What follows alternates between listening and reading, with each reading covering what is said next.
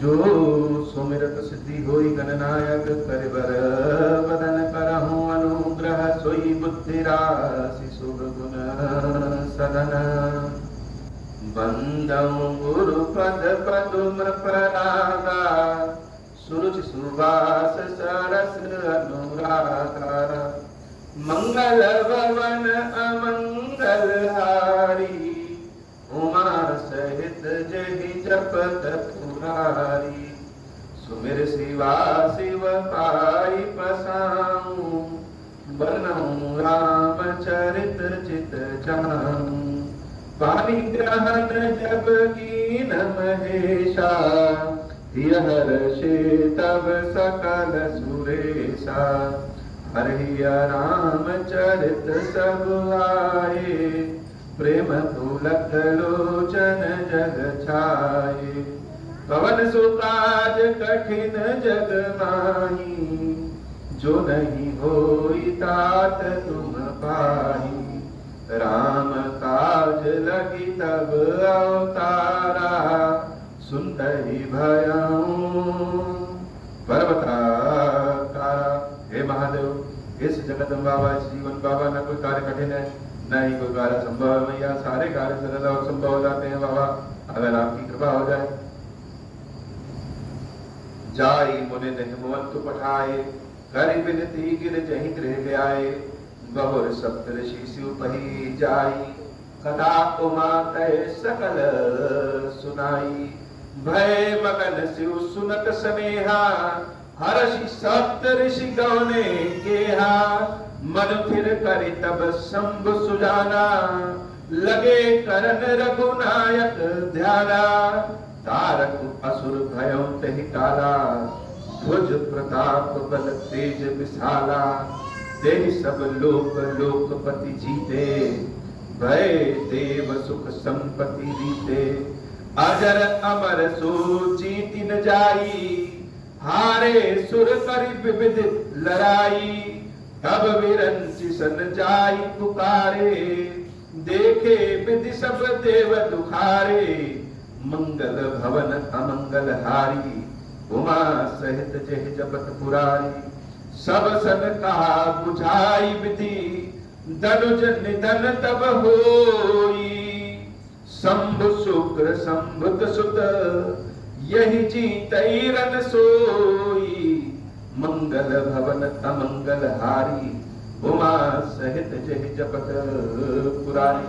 सप्तऋषियों ने देवी पार्वती के प्रेम की परीक्षा लेकर के देवी के चरणों में नतमस्तक होकर के कहा कि हे देवी, भगवान शंकर ही समस्त संसार के पिता हैं और आप ही माया हैं, उनकी शक्ति है और हम सब की माता है।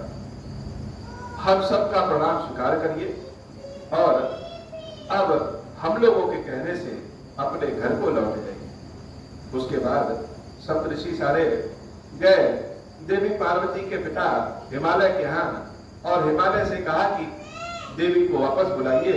हिमालय ने बहुत विनती करके देवी उमा को अपने घर वापस बुलाया। इधर एक राक्षस है तारकासुर, जब उसने तपस्या करके बहुत शक्ति बढ़ा दी और देवताओं पे विजय प्राप्त की। देवताओं ने बहुत उपाय किया कि किसी तरह से इस तारकासुर का वध कर सकें, लेकिन तारकासुर समाप्त ही नहीं हो रहा है। बहुत बार ऐसी ऐसी समस्याएं होती हैं जिसको व्यक्ति चाहता तो है कि अभी तुरंत समाप्त कर ले, लेकिन समाप्त नहीं होती है, अपने मन चाहे समय पर समाप्त नहीं होती है। लेकिन रास्ता तो सबका है। सारे लोग मिलकर के ब्रह्मा जी के पास गए। ब्रह्मा जी ने कहा कि भगवान शंकर का जब पुत्र होगा वही पुत्र ही इस तारकासुर का वध करेगा। लेकिन अब भगवान शंकर तो बैरागी, उनका विवाह ही नहीं हुआ है, तो पुत्र कहां से हो। इसलिए देवताओं की भी इच्छा हो गई कि अब भगवान शंकर का पुत्र हो। सबने जाना कि देवी पार्वती ही सती हैं और उन्हीं से उनका विवाह होना है। सारे लोग आनंद में आ गए। लेकिन आज दिन है भगवान कृष्ण के बरही का। आज कृष्ण भगवान को जन्म लिए 12 दिन हो गए और बहुत सारे जगहों पे लोग छठियार मनाते हैं, बहुत सारी जगहों पे बरही मनाते हैं। तो आज बरही की आयोजन में हम लोग भगवान कृष्ण की सेवा में उपस्थित है। भगवान कृष्ण जीवन के सारे कष्टों को दूर करने वाले हैं और बड़े से बड़े कष्ट भी किस प्रकार से मुस्कुराते हुए दूर हो जाते हैं, यह कृष्ण भगवान सिखाते हैं। आज ही गणेश चतुर्थी भी है और आज से लेकर के 10 दिन तक ऐसा माना जाता है कि भगवान गणेश इस धरती पे विचरण करते हैं। पूरे 10 दिन तक अनंत चतुर्दशी तक उनकी सेवा पूजा होती है। तो आज कृष्ण भगवान की बरही और गणेश जी का जन्म दिवस दोनों है, दोनों का बड़ा पावन अवसर है, दोनों मंगल मूर्ति है, दोनों के बिना काम नहीं चल सकता और खीरेश्वर महादेव मंदिर में दोनों साक्षात स्थापित। इसलिए आज सबसे पहले कथा भगवान कृष्ण की एक छोटी सी कथा। कहते हैं कि आज चतुर्थी के दिन चंद्रमा का दर्शन नहीं करना चाहिए। चंद्रमा का दर्शन जो आज कर लेता है उसके ऊपर झूठा आक्षेप लग जाता है, अर्थात जो कार्य वह नहीं किया रहता है उस कार्य का भी आरोप लग जाता है। तो चंद्रदेव है, आसमान में निकले हैं, तो लोगों की दृष्टि तो चंद्रमा पे पड़ी जाती।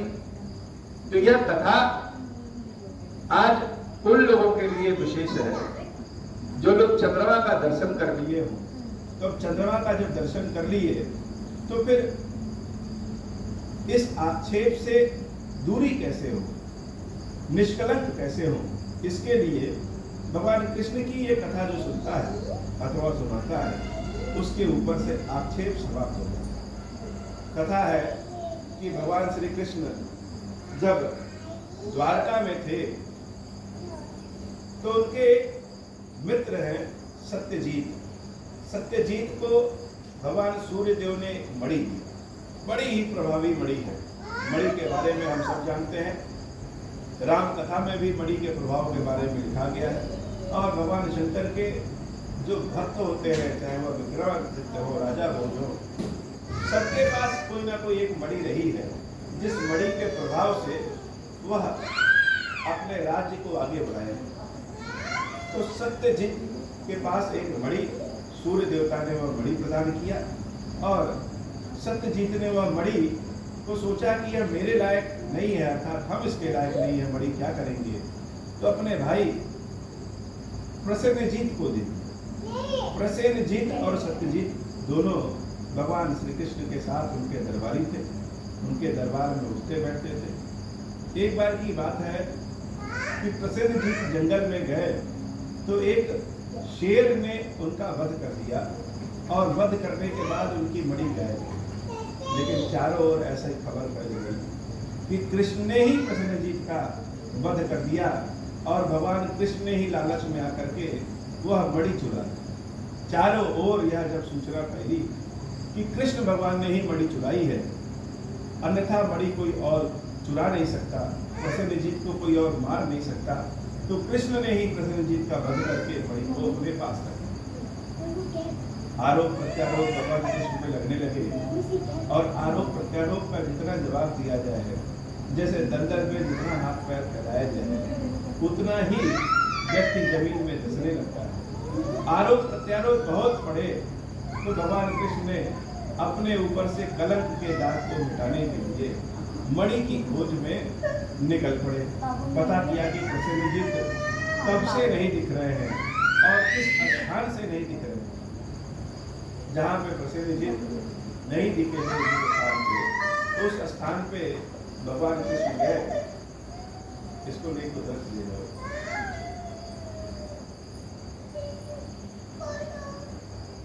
उस स्थान पे भगवान श्री कृष्ण गए और एक निशानी देखी कि यहाँ पे प्रसेनजीत को किसी शेर ने उसका वध कर दिया। आगे ढूंढते हुए जब भगवान कृष्ण गए तो एक गुफा पड़ रही थी जहाँ पे एक बालिका एक बहुत ही प्रकाशित मणि से खेल रही है। भगवान कृष्ण ने पूछा कि यह हे कन्या, यह मणि तुम्हारे पास कहाँ से आई? कन्या ने कहा कि मेरे पिता ने हमको यह मणि। उनके पिता को बुलाया गया तो गुफा से एक बूढ़े जामवंत निकले, वही जामवंत जो रामावतार में भगवान राम के सहायक बने थे, मंत्री बने थे। और वही जामवंत अभी द्वापर में भगवान कृष्ण का दर्शन किए तो कृष्ण भगवान को पहचान नहीं पाए। कृष्ण भगवान को पहचान गए। कृष्ण भगवान ने कहा कि यह मणि तो हमारी है, हमको दे दीजिए। लेकिन जामवंत जी महाराज कहे कि नहीं, इसको हमने अपनी पुत्री को दे दिया है तो हम इसको आपको नहीं दे सकते। अगर आपको हमसे मणि लेनी है तो फिर हमसे आपको युद्ध करना पड़ेगा। भगवान कृष्ण ने लीलावश जामवंत जी से युद्ध किया और युद्ध बहुत दिन तक चलता रहा। अंत में जब जामवंत जी महाराज भगवान कृष्ण को नहीं हरा पाए तब उनको ज्ञान हो गया यह तो साक्षात भगवान है। रामावतार में जामवंत जी महाराज ने प्रभु श्री राम से कहा कि हे प्रभु, मेरी लड़ने की इच्छा अभी समाप्त नहीं हुई है। यद्यपि पूरा युद्ध समाप्त हो गया लेकिन मेरे लड़ने की इच्छा भी समाप्त नहीं हुई है। तब प्रभु श्री राम ने वरदान दिया था कि द्वापर युग में जब हम आएंगे तो हम आपसे लड़ेंगे और जब आप लड़ते लड़ते थक जाएंगे तब आप पहचान पाएंगे कि वो राम ही इस अवतार में आए। जामवंत जी महाराज ने भगवान कृष्ण के चरणों को पकड़ लिया और प्रभु को पहचान करके बड़े आनंद के भाव में आ गए कि हे प्रभु, भक्त की आपने लाज रखी और आप हमसे मिलने के लिए चले आए, हमको याद भी दिलाए और हमारी इच्छा को भी पूर्ण किया। इसलिए मेरे ऊपर कृपा करिए, यह मणि तो आप लीजिए ही लीजिए, मेरी इस पुत्री का विवाह हम चाहते हैं कि आपके साथ कर दें, क्योंकि और कोई इस पुत्री के लायक वर हमको इस संसार में नहीं दिख रहा। भगवान कृष्ण से जामवंत की पुत्री जामवंती का विवाह हुआ और वह मणि लेकर के भगवान कृष्ण द्वारका लौट आए और अपने मित्र सत्यजीत को वह मणि दे दिया। पूरी कथा सुना। इस कथा को जो लोग भी सुनते हैं अथवा सुनाते हैं उनके ऊपर जितने भी झूठे आक्षेप लगे रहते हैं अथवा चतुर्थी के दिन चंद्रमा का दर्शन करने से जो आक्षेप कलंक लगा है उस कलंक का समन हो जाता है। चंद्रमा को अपनी सुंदरता पे बहुत ही घमंड था। भगवान श्री सिद्धिराज गणेश जी ने चंद्रमा को श्राप दे दिया कि आज मेरे जन्मदिन के दिन जो भी तुम्हारा दर्शन करेगा उसके ऊपर कलंक लग जाएगा। बाद में चंद्रमा के विनती करने से भगवान श्री कृष्ण ने यह भी कहा था कि भगवान श्री सिद्धिराज गणेश जी ने यह भी कहा था कि भगवान कृष्ण के मणि की कथा जो कोई भी सुनेगा अथवा सुनाएगा उसके ऊपर से कलंक दूर हो जाएगा। तो यह कथा भगवान श्री सिद्धिराज गणेश जी से भी जुड़ी है और भगवान कृष्ण से भी जुड़ी है। भगवान सिद्धिराज गणेश जी जिसके ऊपर कृपा करते हैं उसके जीवन में हर तरह की सुख सुविधा और भगवान शंकर की भक्ति प्राप्त होती है। भगवान कृष्ण सदैव सिखाते हैं कि समस्या चाहे जितनी भी बड़ी हो, कृष्ण की अगर कृपा है, भगवान शंकर की कृपा है तो व्यक्ति विजय प्राप्त करके निकलता है। आज की कथा इतनी ही। श्री खीरेश्वर महादेव जी, खीरेश्वरी मैया जी हम सब के ऊपर बाबा कृपा करिए। अब हो प्रसन्न प्रभु मोह पर, नाथ दीन परने हूँ, निज पद भगति देहु प्रभु पुनि दूसर बर देहु। अब माया वश जीव जड़ संतत फिरहि गुलान, हम पर क्रोध न करिए प्रभु कृपा सिंधु भगवान। शंकर दीन दयाल अब हम पर होहु कृपाल, साप अनुग्रह होई जेहि विधि नाथ पूरे काल। दीन दयाल विरुद्ध संभारी, हरहु नाथ मम संकट भारी। जेहि विधि होई नाथ हित मोरा, करहु सो वेगी जानि दास मैं थोरा। राम राज बैठे त्रैलोका, हर्षित भय गए सब सुखा। जे सकाम नर सुनहि जगावन, सुख संपत्ति नाना विधि पावन। जो इच्छा करि हम मन माहि, हरि प्रसाद कछु दुर्लभ नाहि। अमंगल हारी उमा सहित जय जगत पुरारी। बोले श्री गिरीश्वर महादेव जी, गिरीश्वरी मैया जी की नाई जय हो। गिरीश्वरम हे भगवान शंकर, आप मेरठ पातक दुर्भाग्य और दरिद्रता की निवृत्ति के लिए तथा संपूर्ण पापों का नाश करने के लिए मुझ पर प्रसन्न हुई है। मैं दुख और शोक की आग में चल रहा हूँ, संसार भय से पीड़ित हूँ। अनेक प्रकार के रोगों से व्याकुल और दीन हूँ। धीरेश्वर मेरी रक्षा कीजिए। देव देवेश्वर सबको निर्भय कर देने वाले महादेव जी, आप यहाँ पधारिए और मेरी की हुई इस पूजा को पार्वती जी के साथ ग्रहण कीजिए। मेरा मंगल प्रिय महादेव। ओम श्री राम।